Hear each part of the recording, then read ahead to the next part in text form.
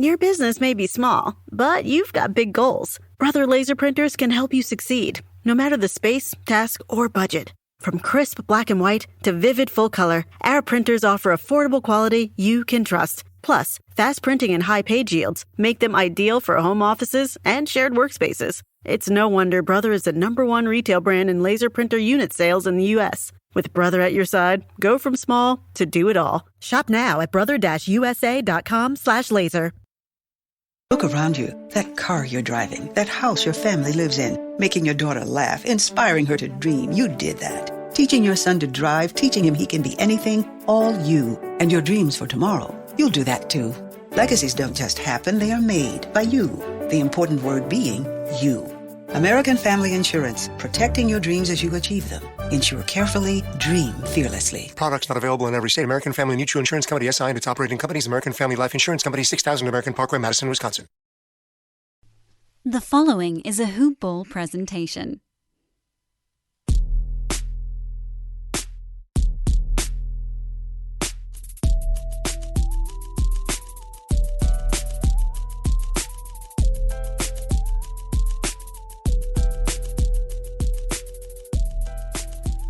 Hello again, Hoop Ball Lakers family, and how is your day going? Well, I hope. I am your host for this solo edition of the Hoop Ball Lakers pod, JC DeLeon. Ethan is off for this one, but we'll get together for a new episode soon. So, as you all know by now, and Ethan accurately predicted and covered in the last episode, Andre Drummond is now a member of the Los Angeles Lakers officially. And to read NBA Twitter, the reactions range from ecstatic to dubious for both Lakers fans and Lakers haters alike, and to be honest, some of the criticism is fair. I liked how Ethan said it last episode. If he were ultimately that great and coveted, he would have been traded to a team that valued him enough to give up some pieces for him, and yeah, he might mostly be a relic of how the game used to be played. He does have some skill that translates to the current game, which we'll talk about in a little bit. That criticism is fair, but it does overlook a few things. Like most things, Andre Drummond's potential impact isn't black or white. There's a gray area where he'll have some highlights, he'll likely have some lowlights, but overall, this addition is a great one for the Lakers in my opinion. He's posted about how much he'd like to play with LeBron James before, and we've all seen how positively being in the same uniform as LeBron James can be for a lot of players. And my expectation is that Andre Drummond will excel standing next to the King. So in his first 2 days as a member of the Los Angeles Lakers, he's given a couple of interviews, and one interview in particular, he said a couple of really nice and amazing things. And within the same couple of sentences, he talked about how excited he was to play for Frank Vogel, and he specifically mentioned his ability on defense twice. The fact that he's willing to come here, and he's said that he's not here to do anything but win. He's not here to replace anybody's stats. He's not here to be the main guy on this team. He wants to win. He wants to have a defensive presence. That's going to mix in well with whatever it is Frank Vogel's going to have cooked up for him. And that's only going to make things better for the Los Angeles Lakers, especially come playoff time. So yeah, I do think that he might be a bit of a relic of the past in that he doesn't shoot a lot of threes. Shoots more than Montrez does. Doesn't shoot nearly as many as Marcus Aldridge does. And he is sort of that classic pound the paint type big. But he does have some spacing ability in him. Think of what you've seen Montrezl Harrell do this season. What does Montrez do a lot of? He catches the ball in the post. He turns around and he faces up. And a lot of times he'll take a couple of dribbles for a spot up mid jumper. Andre Drummond can do all that, but he can do it way better. Montrez has limited handles in that his limit is pretty much one or two dribbles to get to where he wants to go. Andre Drummond, in a post-up, can turn around, face up, back up, and dribble and drive. Not only dribble and drive, he can also dribble and pass a little bit. He's not one of the better passing big men in the league, but he does get more than 1 or 2 assists, which a lot of centers in this league do. And to just look at some of Andre Drummond's highlights, specifically his handles highlights, he moves the way a guy who's nearly 7 foot should not move. And so imagine a scenario now in which you've got a starting lineup of Andre Drummond, Anthony Davis, LeBron James, Kentavious Caldwell-Pope, and Dennis Schroeder. This is now a defense of 4 players who could switch 1 through 4, and players who can switch 1 through 5, you've got 3. LeBron can switch 1 through 5. Anthony Davis can switch 1 through 5. On a limited basis, Andre Drummond can switch on a point guard. He's got the nimble ability to do that. It's not going to happen a lot, but he can do it. So, yeah, the fact that he's so willing to play a defensive role in this team is going to work really well for this squad. Because in addition to spacing on offense, I think it also helps with spacing on defense. LeBron is able to be more of that free roaming safety that he likes to be in the playoffs.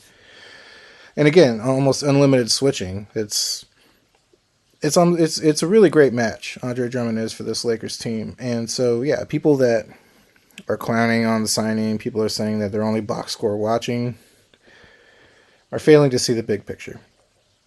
LeBron makes guys better, especially guys that want to play with him.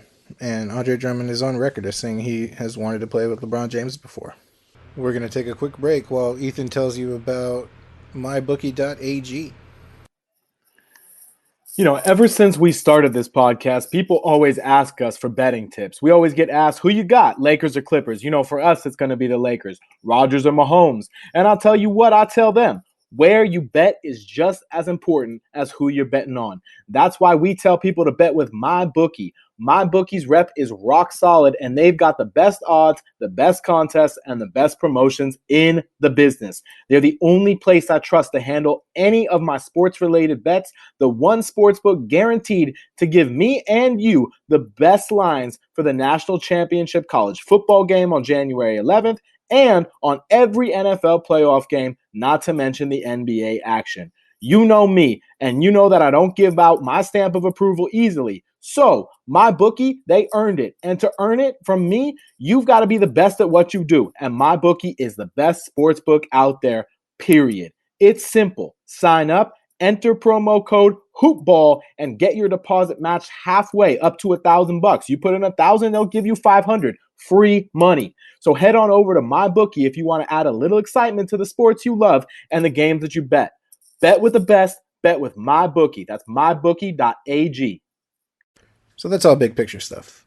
It's down the road. We'll cross that bridge when we get to it. Any other cliche you want to throw in there. Right now, the Lakers are without LeBron James and Anthony Davis, who are out with injuries. And so the big concern has got to be maintaining playoff posture.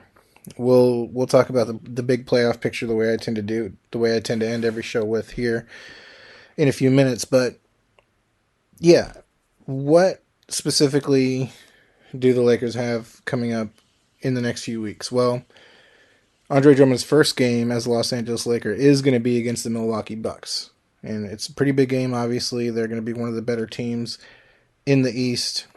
Potential finals matchup. All that good stuff. And we haven't gotten much of an update on Anthony Davis other than to say he's progressed to more intense on-court activities. And LeBron James, the only update we've gotten on him is that it could be anywhere from 3 to a 6 week injury. LeBron James being who he is, it might be closer to that 3 weeks than the 6 weeks. But he might also be valuing the rest rather than, in addition to the rehabbing of the injury. And so, worst case scenario, here we are about to enter the month of April. It's feasible, but unlikely, although pretty feasible, that the Lakers will be most of the month of April, if not the entire month of April, without both LeBron James and Anthony Davis. Again, that seems highly unlikely, But look at the schedule the Lakers have coming up. So tomorrow, the 31st, they play at home against Milwaukee. Then they go on a 7-game road trip that's going to take them all the way through April 15th when they're back home versus Boston. So conceivably, Anthony Davis and LeBron James might not even make this East Coast road trip where they play, well, part of an East Coast road trip. They play Sacramento, Clippers. Then they fly east to Tampa, which is where the Toronto Raptors are playing, Miami, Brooklyn, New York, Charlotte, and then back home to Los Angeles to play Boston. So it's conceivable that that LeBron and Anthony Davis might not make that East Coast road trip. So at the very least, we're looking until April 15th for one, if not both of those superstars to come back. So Andre Drummond's got a pretty big role ahead of him. Again, as a main piece, as the main guy on your team, he might not be ideal, and if he was, somebody would have given up pieces to get him. But can he help this Lakers team hold water until LeBron or Anthony Davis come back? I think he can. So let's take a look at Andre Drummond's history versus Milwaukee. So this season, Andre Drummond's played 3 games versus Milwaukee. And he's played about 33, almost 34 minutes per game, has scored 24 points, grabbed 14.7 rebounds and 3 assists in 3 games. He hasn't blocked a lot of shots, but he's not the shot blocker that people are envisioning him to be. He's not JaVale McGee, he's not Dwight Howard. The Lakers still kind of have a void in that area, in that rim protecting shot blocker. Andre Drummond's not that. But he's definitely a prolific rebounder. And he gets a lot of rebounds against this Milwaukee team. While we're looking at his history versus Milwaukee, let's take a look at some of the other potential finals matchups or conference finals matchups that Andre Drummond has played this season. Against Brooklyn, he's played 2 games in which he averaged 27 minutes a game. A couple things could be factoring that minute count. At one point, he wasn't playing a ton of minutes because he knew his time in Cleveland was going to be short. But against Brooklyn, he still averaged 16 and 11. And in addition to 3.5 assists. I like the assist numbers. I think out of a center like Andre Drummond, if you can get 3 to 4 assists out of him a game, that's pretty ideal. Especially the way that this Lakers team likes to space out and move the ball around for open threes.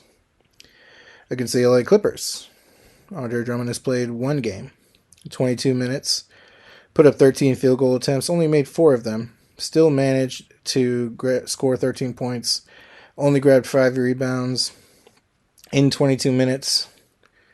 Kind of an anomaly type game there. Certainly he's not going to shoot 4 for 13 every night. Versus Philadelphia, he's played 1 game, played 26 minutes, shot 11 for 18, grabbed 14 rebounds, scored 24 points. Also blocked 2 shots, got 3 assists, 3 steals. So really great game for his one time against Philly. I don't know off the top of my head if that was versus Joel Embiid or not. He's played 1 game versus Phoenix, in which he played 36 minutes, shot 7 for 12, grabbed 14 rebounds, 3 steals, 2 blocks. Pretty good game for Andre Drummond versus Phoenix. So against the best competition in the league, he's come up. He's stepped up and he's delivered pretty stellar numbers. And so yeah, I think he's going to end up fitting in extremely well with this Lakers team. He hasn't played a game against Utah this season, but last season he did play versus Utah once. And it was also a pretty decent game. 37 minutes. Did shoot 5 for 16. So the field goal percentage for him being a center is concerning. But his main role once LeBron and AD are going to come back is not going to be putting up 15, 20 shots a night. That's just not what the Lakers are going to ask of him. But he grabbed 13 rebounds. Got 5 steals, 3 blocks. So in every game, this guy just grabs intangibles like crazy. He gets a ton of steals, gets blocks. Basketball Reference has an interesting section in their player profile pages where they list players that are similar to how they've performed up until, what point in their season. So Andre Drummond, through 8 years of his career, has had a very similar performance arc to the likes of Marc Gasol through his first 8 seasons, Bill Laimbeer, Robert Parrish. Other names other names on this list include Bill Cartwright, Dikembe Mutombo. This is not a bad player, despite the fact that anyone who's trying to downplay the signing would like to believe. He's a pretty horrendous free throw shooter, that's no secret, but it has improved. This season he's actually shooting 60%, which is not going to be a percentage in which you're going to do a hack Shaq situation. At one point in his career, he was a 35% free throw shooter. And in that situation, you definitely would. Now, even if you consider box score watching the lowest tier of any kind of basketball analysis that anyone can do, as true as that may or may not be, let's just take a look at some of Andre Drummond's best box scores of this season alone. His high in rebounds was 24 rebounds, and that was the game in which he also put up 26 points versus Milwaukee. His second highest rebounding game was 23 rebounds, in which he also scored 33 points that game, got 2 blocks, 2 steals, 3 assists. That was versus the Knicks. He had a really great game this season where he put up 25 and 17 versus our Los Angeles Lakers. So, yeah, putting up box score watching, it's not the end-all, be-all analysis of everything that there is to analyze in basketball, but it's definitely not nothing. And I don't care who you are, to put up 30 and 20 in a game while you're 27 years old, that's impressive, no matter who you are. Of his 3 highest scoring outputs this season, 2 of them came versus Milwaukee. So it should provide for a very interesting and exciting debut in the purple and gold for Andre Drummond this Wednesday. We'll take another quick break to have Ethan tell you about the Brews Letter. We interrupt this podcast because we need a brief announcement. And it's a fun one. It's free stuff. Everybody loves free stuff. What's the stuff? The Brews Letter is back. Oh yes, back and fresh for the 2020-21 NBA season. Our founder, Aaron Brewski, is writing an email newsletter filled with his most intimate fantasy nuggets. It is exclusive content that you cannot find anywhere else. It is not on the website. It is not in any podcast. It's not on social media. It is only in the email newsletter, and you can sign up to get it for free. Just go to bit.ly/brewsletter2021 and sign up in 10 seconds. Again, the site is bit.ly/brewsletter2021. Aaron Brewski, straight to your inbox every day. Enjoy and win your fantasy leagues in the process. So where can the Lakers go from here? Are they done? Probably not. They do still have 1 open roster spot, and potentially 2 if Jared Dudley ends up basically willing to sit the rest of the season out with his torn MCL injury. But for sure, the Lakers have 1 open roster spot. And NBA buyout season is far from over. The negative part of the buyout season is that, any of the players I'm about to name could still go elsewhere. Brooklyn could still manage to swing another signing. They recently signed Lamarcus Aldridge, who was bought out by the San Antonio Spurs. I don't think that's going to be as impactful a signing as people think. But who's out there for the Lakers to get? Well, the buyout market is still pretty hot. So on the list of players who have been bought out and are currently free agents, I think there's 3 players listed on this one article I'm seeing on hoopsrumors.com. Jabari Parker of Sacramento and Austin Rivers of the New York Knicks are 2 of the better players who have officially been bought out and are currently free agents. Vincent Poirier is another one. He's a center. I think the Lakers are good now that they signed Andre Drummond. Jabari Parker is an interesting player. His career has been hampered by injuries, and this season in Sacramento has been a disaster for him. He's only played in 3 games, averaging 2.7 points, but just 2 seasons ago in Atlanta, was a 15 point per game scorer, while also averaging 6 rebounds. Not a very good 3-point shooter, but he's still a center who gets a couple steals a game, scores a lot of points when he's healthy. Trouble with him is when he's healthy, and you don't rack up the kind of injuries that he's racked up throughout his career and it not have an impact. So how viable is he as a potential signing for the Lakers? I mean, it's possible. It's possible that the Lakers might see something in which, in very, very limited capacities, he can provide a spark offensively, or he can be another defensive body to throw at other forwards in the league. It's possible. It's not very viable. Jabari Parker. Austin Rivers. Austin Rivers is kind of an anomaly. Think of any memory you've had of Austin Rivers, whether it be playoff memories, him as a Rocket, him as a Clipper, whatever. I'm willing to bet that you have more negative memories than positive memories of Austin Rivers in his career. And that's certainly the case for me. I hear that name and I think, no, thank you. I don't want any part of that. I think of him as a shooter who shoots too much, doesn't make enough shots. But at points in his career, he's been a double-digit point per game scorer. And 3-point shooting this season, he's actually a 36% 3-point shooter, which is more than decent. Certainly decent enough to be a welcome fit on this Lakers team. But how welcome of a fit? I don't want him. I still don't want him. I don't think offense is not going to be what you bring a player like Austin Rivers in for.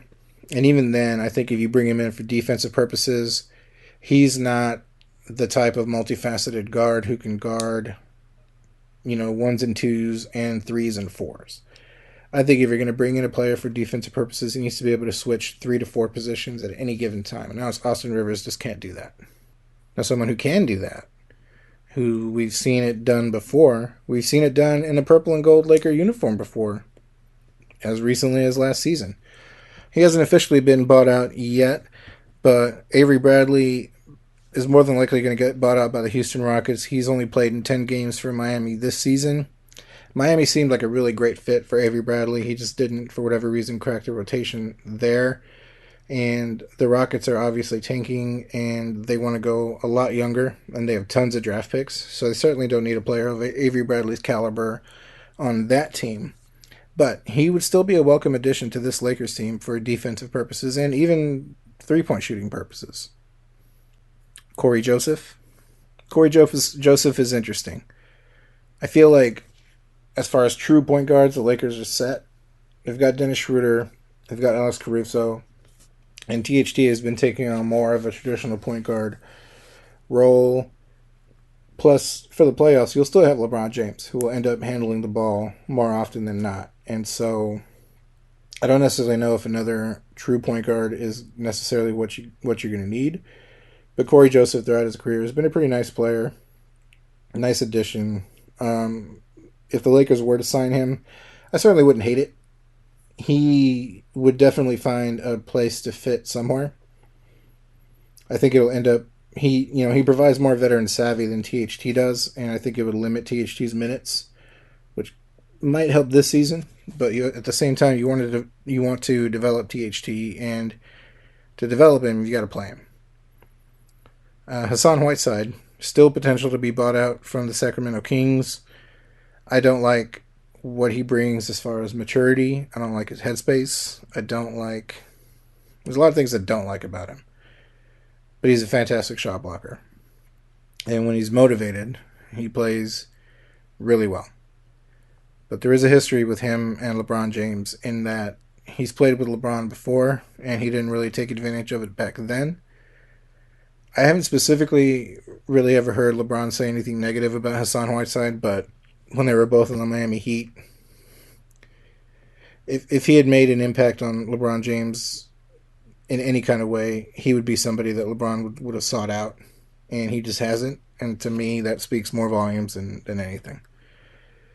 The final candidate that could potentially be bought out, and this one is more risky because he could just as easily go to Brooklyn or Milwaukee or the Clippers or the Lakers, is Otto Porter.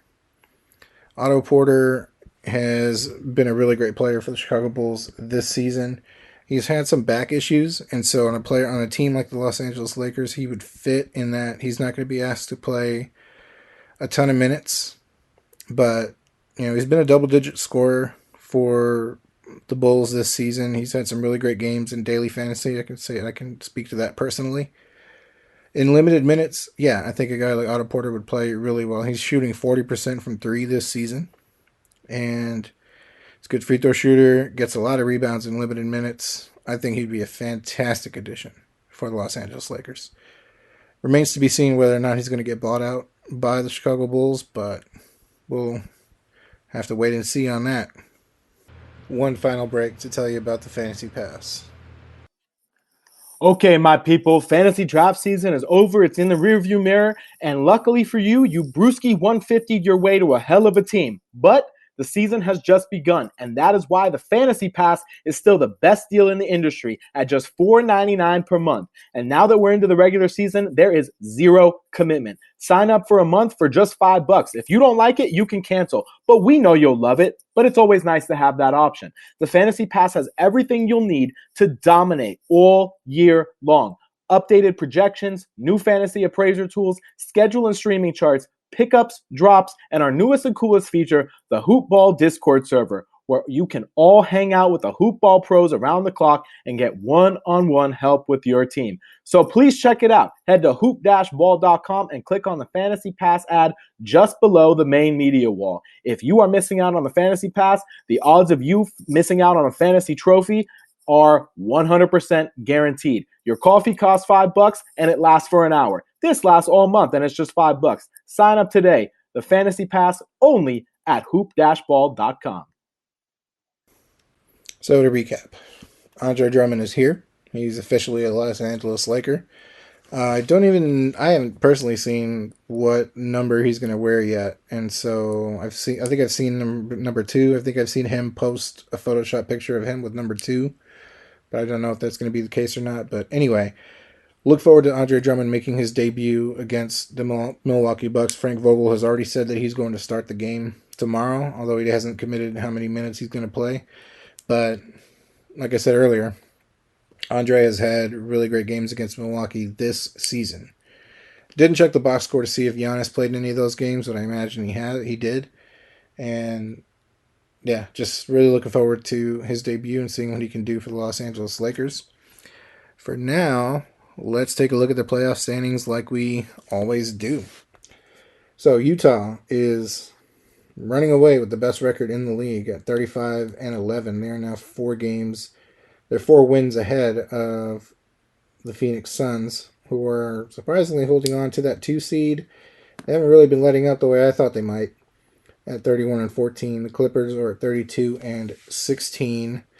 Lakers in that 4 spot at 30-17. Good thing is they're 2 games ahead of Denver at 28-18. Portland is coming in at 6, also at 28-18. Dallas is rising fast.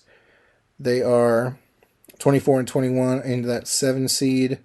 The Spurs at 23-21, I feel like will end up falling out of the playoff picture. I think Memphis, who has the 9 seed at 22-22, has been playing really well. Then you've got Golden State, who's always a threat to make the playoffs, even with Steph Curry once he comes back from a tailbone injury. Sacramento is surprising me. They're horrendously bad defense, and they are in the mix of the playoff picture, and so are the New Orleans Pelicans at 21-25. Zion Williamson has been playing out of his mind lately. If you haven't watched the Pelicans game, you owe it to yourself to just watch it and just watch Zion Williamson do his thing. Oklahoma City, Houston, and Minnesota round out the bottom of the West. Over in the East, dogfight for that 1st and 2nd seed with 32 wins apiece for Philadelphia and Brooklyn. Brooklyn's been playing really well lately. No surprise there. Kevin Durant has been out for a while now. Stephen A. Smith is certainly suspicious as to why he's been out so long with a hamstring injury, but James Harden has somehow managed to reinsert himself into the MVP debate, which whatever. If it means that much to him to play so well in the regular season and just never deliver in the playoffs, like, just give it to him. If it means that much to him, it doesn't really matter. Milwaukee's holding on to that 3 seed at 29-17. Charlotte in the 4th seed at 23-22. The Knicks holding on to that 5 seed at 24-23. Atlanta 23-23 in the 6th seed. Boston, what happened there? 23-24 in the 7th seed. Miami's holding on to that 8th seed at 23-24, but Miami made some really fantastic additions at the trade deadline with Victor Oladipo, who has yet to make his debut with them because he has a little bit of a head cold, and Nemanja Bjelica from Sacramento, who is going to be a more fantastic signing than people are aware of. I think he's going to work out really well for Miami, and it's going to pay huge dividends. I don't see a lot of fight in beyond Miami for that 8th seed, although Indiana is there at 21-24 in the 9th seed. Chicago 19-26. They made a trade for Nikola Vucevic, who was a good trade, but it's not going to do much for them. Toronto/Tampa in the 11th seed. They're not going to make the playoffs. I imagine at some point you're going to hear about Kyle Lowry being shut down for the season.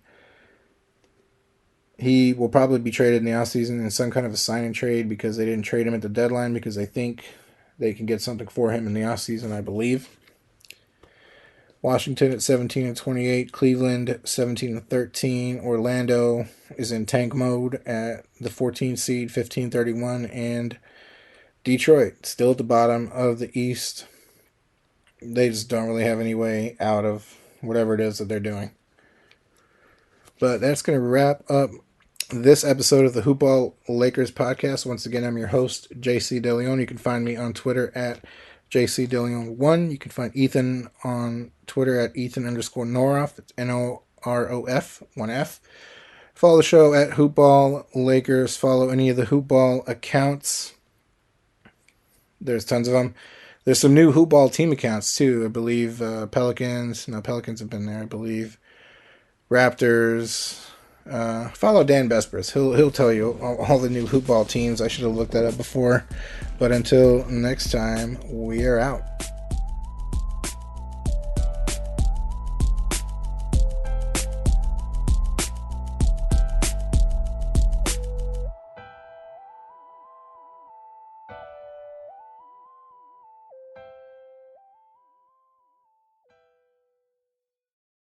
This has been a Hoop Ball presentation.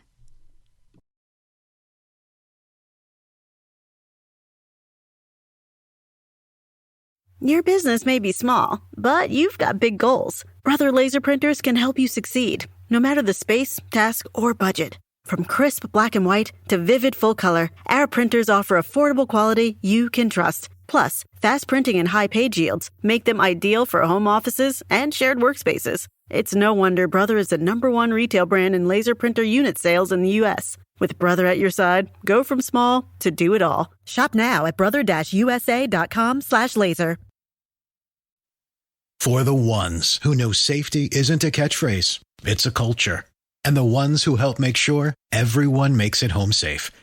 For the safety-minded who watch everyone's backs, Grainger offers supplies and solutions for every industry, as well as safety assessments and training to keep your facilities safe and your people safer.